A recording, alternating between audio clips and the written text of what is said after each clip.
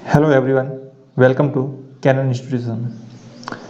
मैं नरपत परियार हाजिर हूँ विश्व भूगोल अर्थात वर्ल्ड ज्योग्राफी के बहुत ही शानदार और खूबसूरत टॉपिक भूकंप पार्ट फर्स्ट।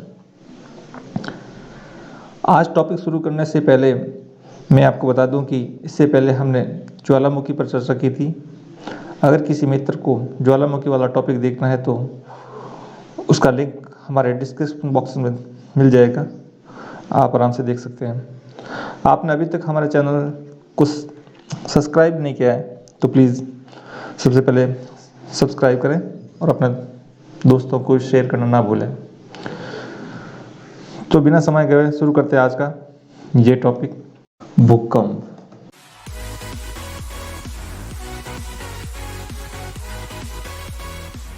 भूकंप का साधारण अर्थ होता है कि भूमि का कांपना अर्थात पृथ्वी का हिलना। एक बहुत बड़े भूकंपवेत्ता हुए थे होम्स, उनकी परिभाषा ही पढ़ लेते हैं। कभी कभी परिभाषा डायरेक्ट एग्जाम में पूछी जाती है। उन्होंने लिखा है कि यदि किसी तालाब में शांत जल में एक पत्थर फेंका जाए तो जल के तल पर सभी दिशाओं में जो तरंगें फैल जाएगी। इसी प्रकार के जब चट्टानों में कोई आकस्मिक हलचल होती है तो उससे कंपन पैदा होता है, उसी का नाम क्या है? भूकंप। एक और भूगोलवेत्ता है जो सैलिब सबरी महोदय, वे लिखते हैं कि भूकंप वे धरातलीय कंपन है जो मनुष्य से असंबंधित क्रियाओं के परिणाम स्वरूप होते हैं। एक मैक्सवेल और भूगोलवेत्ता उन्होंने कहा था भूकंप धरातल के ऊपरी भाग की वह कंपन विधि है जो कि धरातल की ऊपरी अथवा निचली चट्टानों के लचीलेपन व गुरुत्वाकर्षण की समस्थिति के न्यून अवस्था में प्रारंभ होती है। भूकंप अभी यंत्रों से रिकॉर्ड से मापा जाता है। ये विश्व की एक वर्ष की अवधि में 8,000 से लगभग 10,000 तक भूकंप आते हैं। इसका अर्थ ये हुआ कि भूकंप हर 1 घंटे के बाद विश्व में किसी न किसी भाग में भूकंप आते हैं। भूकंप की वास्तविक संख्या इससे कहीं अधिक हो सकती है क्योंकि महासागरों के अधिकांश भागों में भूकंप मापने के केंद्र अभी तक स्थापित नहीं किए गए और वहाँ पर आने वाले भूकंप को प्राय रिकॉर्ड नहीं किया जाता। विश्व के अधिकांश भूकंप भूतल से 50 से 100 किलोमीटर गहराई तक उत्पन्न होते हैं। ठीक है, बात करते हैं अर्थक्वेक की। तो इस मैप को अच्छी तरह से समझिए कि भूकंप का अध्ययन करने वाले विज्ञान को क्या कहते हैं हम। सबसे इम्पोर्टेंट और मोस्ट क्वेश्चन तो यही बनता है अपना कि भूकंपों का अध्ययन करने वाले विज्ञान को हम क्या कहते हैं? सिस्मोलॉजी। भूकंप के कारण जब धरातल पर कंपन होता है तो उसे प्रधात या शॉक कहते हैं। भूकंप के मूल उद्गम को उद्गम केंद्र या फोकस केंद्र कहते हैं। जैसे जहाँ से ये भूकंप का उत्पत्ति होती है पृथ्वी के आंतरिक भाग में, जब वो स्थान हॉट स्पॉट स्थल जहाँ से भूकंप की उत्पत्ति होती है उसे क्या कहते हैं? उद्गम केंद्र या फोकस। ठीक है, बहुत याद रखने वाली चीज़ है ये। कई बार कन्फ्यूजन अधिक केंद्र और केंद्र में कन्फ्यूजन होता है। केंद्र तो भूतल के अंदर होता है जबकि अधिक केंद्र ऊपर भूपट्टी के ऊपर सरफेस और वह भाग जो सर्वप्रथम भूकंप निकलते हैं।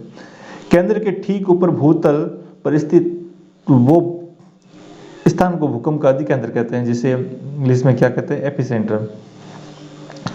भूकंप की तीव्रता तथा उससे होने वाली क्रमशः अधिक केंद्र पर अधिकता होती है, इससे दूर जाने पर क्रमशः कम हो जाएगी। यानी भूकंप की तीव्रता है अधिक केंद्र पर सर्वाधिक होगी, इससे दूर जितनी दूर जाएगा उतनी तीव्रता कम होती जाएगी। समान भूकंप तीव्रता वाले स्थानों को मिलाने वाली रेखा को समभूकंप रेखा या आइसोसेलेस लाइन कहते हैं।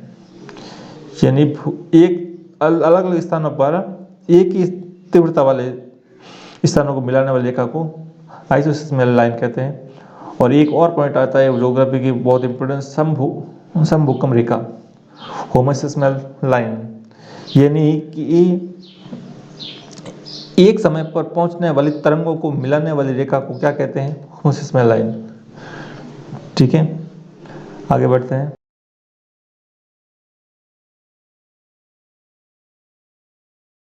भूकंप के कारण भूकंप के क्या कारण है? सबसे पहले तो हमने पहले डिस्कस किया ज्वालामुखी विस्फोट, जो भूकंप का बहुत बड़ा कारण है।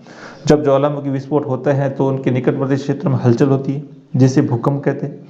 कई बार लावा बाहर आने का प्रयास करता है, परंतु ऊपर की कड़ी शैलों को अवरोध के कारण वो बाहर नहीं आ सकता है, तो ऊपरी चट्टानों में कंपन पैदा कर देता है। इस प्रकार ज्वालामुखी क्षेत्रों में कई बार बिना ज्वालामुखी विस्फोट के भूकंप आ जाते हैं। ठीक है, नेक्स्ट बात करते हैं पृथ्वी का सिकुड़ नाम।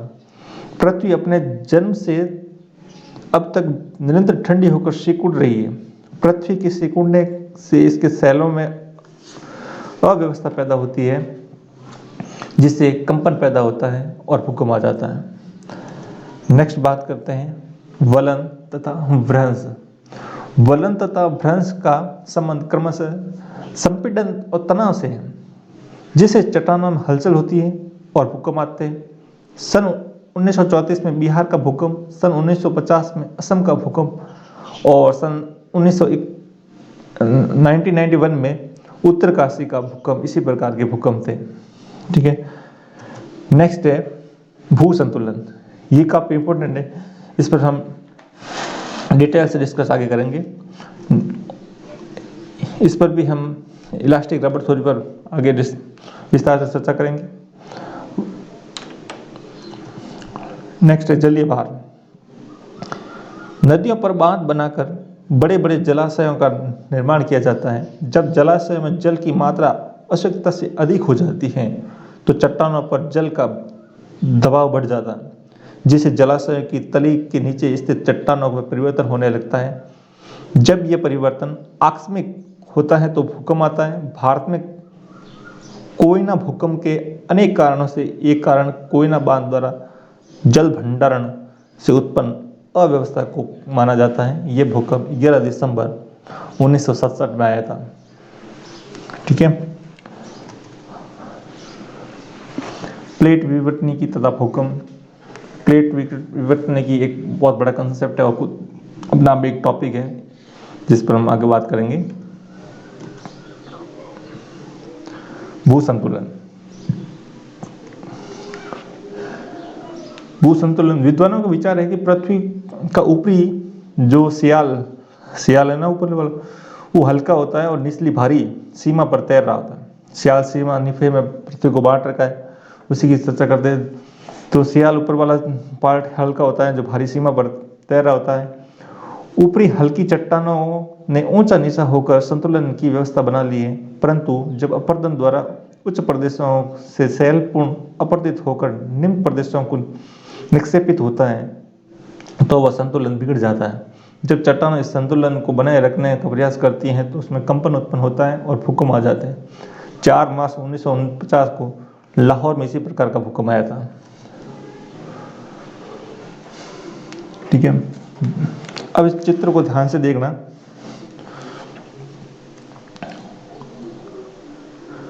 भू संतुलन तथा भूकंप को स्पष्ट किया गया चित्र में।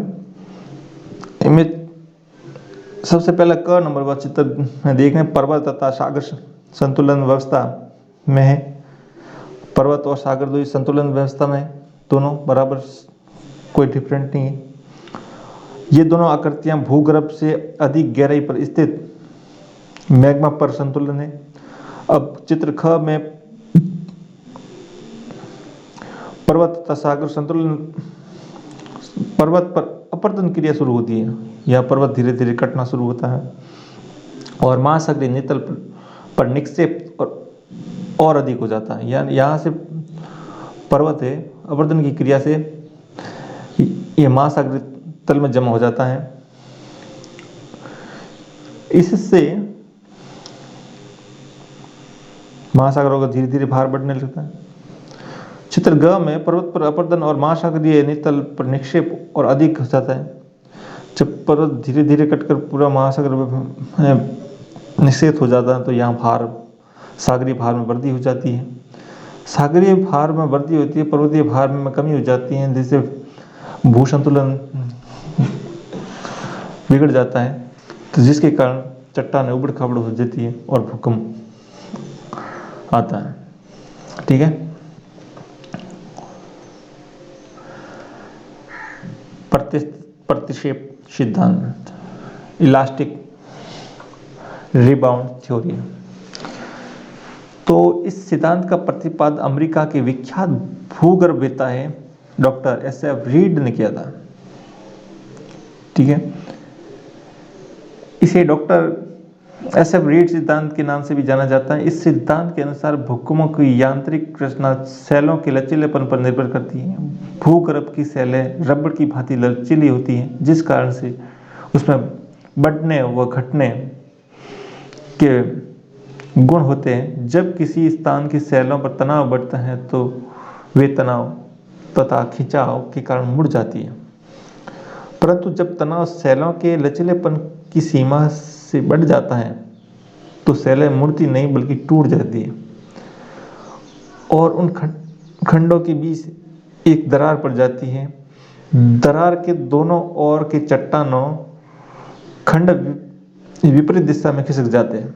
इस भ्रंश क्रिया से चट्टान का तनाव समाप्त हो जाता है और चट्टान के दोनों खंड अपने स्थान पर आने का प्रयास करते हैं। इस प्रकार तनाव द्वारा उत्पन्न दबाव भ्रंश क्रिया से समाप्त हो जाता है और दरार के सहारे संघर्षण से मिलकर भूकंप उत्पन्न करता है।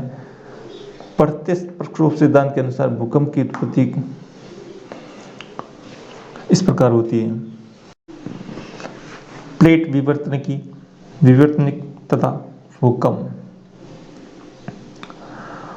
प्लेट अपने आप में बहुत बड़ा कंसेप्ट है और एक टॉपिक है जिसको हम जल्द लेकर आएंगे, उस पर अच्छी तरह से प्लेट विवर्स पर अध्ययन करेंगे।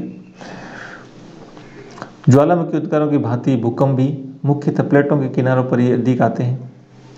वास्तव में भूकंपीय प्लेटियां प्लेटों के किनारों को निर्धारित करने के लिए प्रयोग की जाती हैं। कम गहरे केंद्र वाले भूकंप लगभग सभी प्लेटों के किनारे ही आते हैं। दो या इससे अधिक स्थलमंडलीय प्लेटों में परस्पर टकराने के कारण तनाव से संचित ऊर्जा अचानक निकलने के कारण भूकंप आते हैं। इन्हें विवर्तनिकी भूकंप कहते हैं। विश्व के अधिकांश भूकंप ज्वालामुखी प्लेटों के किनारे स्थित है। प्लेट विवर्तनिकी सिद्धांत की सहायता से हम इस बात का पता चलता है कि भूकंप तथा ज्वालामुखी प्रशांत महासागर के तटीय क्षेत्र में क्यों अधिक सक्रिय है। प्रशांत महासागर के सबसे अधिक ज्वालामुखी तथा भूकंप आते हैं और जिस कारण से इस प्रशांत महासागर को अग्नि वलय रिंग ऑफ फायर कहते हैं। जी अपने ज्वालामुखी वाले पार्ट में पढ़ा था और इस पर एक अलग वीडियो लेकर आएंगे, उस पर अच्छी तरह से डिस्कस करेंगे महाद्वीप विस्थापन और प्लेट विवर्तनिकी के सिद्धांत पर। तो आगे बढ़ते हैं। आज में भूकंप की तीव्रता। किसी स्थान पर भूकंप की तीव्रता वहां पर भूमि की गति तथा मानव पर प्रभाव के रूप में आकी जाती है। भूकंप द्वारा विनाश का मूल्यांकन इमारतें, बांध, पुलों, अन्य वस्तुओं को इससे होने वाली हानि से किया जाता है। इसे मरकली पे मैंने पर अंकित किया जाता है।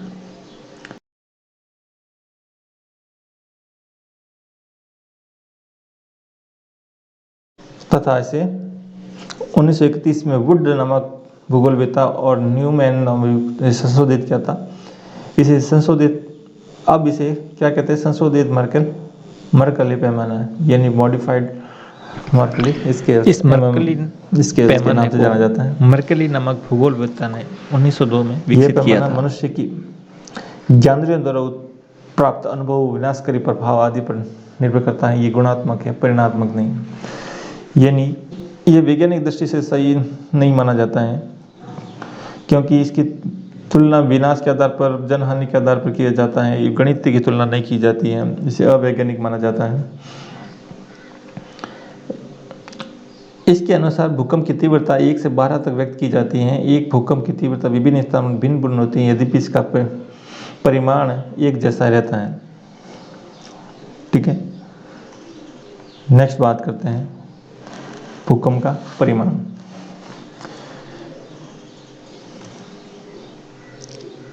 किसी भूकंप के परिमाण द्वारा मुक्त की गई ऊर्जा का माप है। The magnitude of an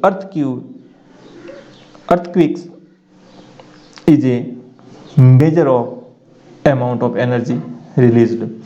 ये भूकंपीय तरंगों के आयाम त्वरण, आवर्ती, अन्य कई गणित की बातों पर आधारित होता है।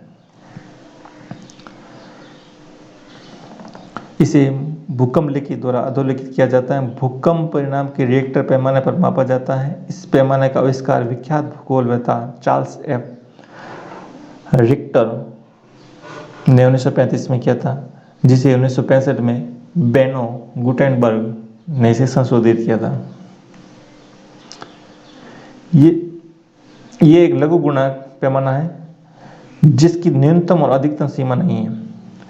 रिक्टर पैमाने पर अभी तक 8.9 गहनता तक के भूकंप आ चुके हैं।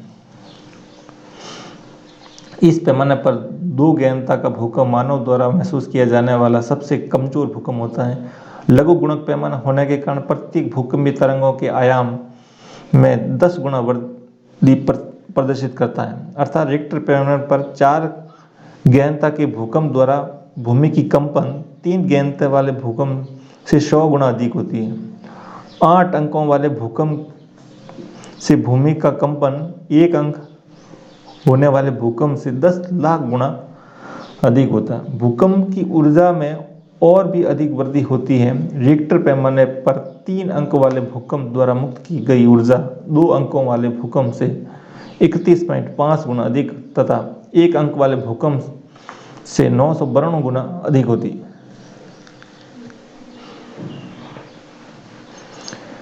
तो भूकंप तीव्रता और उसके परिमाण को क्रमशः मर्कली और रिक्टर मापक के रूप में प्रदर्शित किया जाता है। भूकंप की तीव्रता को भूकंप लेखी के रिकॉर्ड से निर्धारित किया जाता है। इसे भूमि की हलचल में परिवर्तन की गति तथा भूकंप द्वारा झटकों की अवधि एवं उनकी संख्या अथवा भूमि के अधिकतम त्वरण को मिलीमीटर प्रति सेकंड के रूप में व्यक्त किया जाता है। भूकंप से संबंधित कुछ रोचक तथ्य है। एग्जाम के पॉइंट ऑफ व्यू से देखें तो ये बहुत ही ज़्यादा इम्पोर्टेंट है। तो आप इसे रट लीजिए, समझ लीजिए, पी लीजिए, कुछ भी कीजिए, लेकिन ये रोचक तथ्य आपको हर हाल में याद होना चाहिए। जब किसी कारणवश भूमि के कंपन होता है तो क्या आता है? भूकंप। भूकंप का अध्ययन करने वाले विज्ञान को भूकंप विज्ञान या सिस्मोलॉजी कहते हैं। ठीक है। भूप्रपर्टी में जिस स्थान पर भूकंपीय तरंगें शुरू होती हैं उसे उद्गम केंद्र या फोकस कहते हैं। उद्गम केंद्र के ठीक ऊपर भूतल पर स्थित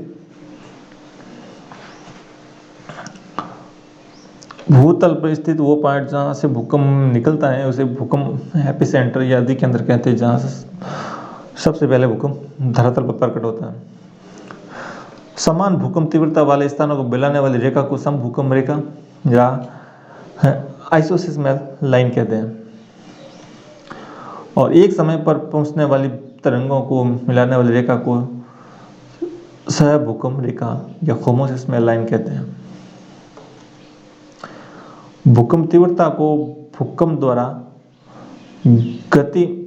भूमि की गति तथा मानव पर प्रभाव के रूप में आंका जाता है। भूकंप द्वारा मुक्त की गई ऊर्जा को भूकंप का परिणाम या मैग्नीट्यूड कहते हैं। भूकंप की तीव्रता और परिमाण को क्रमशः मर्केली और रिक्टर पैमाने द्वारा मापी जाती है। तो आपको इम्पोर्टेंट याद रखना है कि मर्केली कहाँ यूज किया जाती है और रिक्टर पैमाना कहाँ यूज करता है। तो भूकंप की तीव्रता है जो मर्केली से मापा जाता है और परिमाण है जो रिक्टर से मापा जाता है। तीव्रता मर्केली एक अवैज्ञानिक पैमाना है जबकि रिक्टर एक वैज्ञानिक पैमाना है। ठीक है। तो ये तो आपने आज के टॉपिक में बस इतना ही। Thank you. जय हिंद, जय भारत।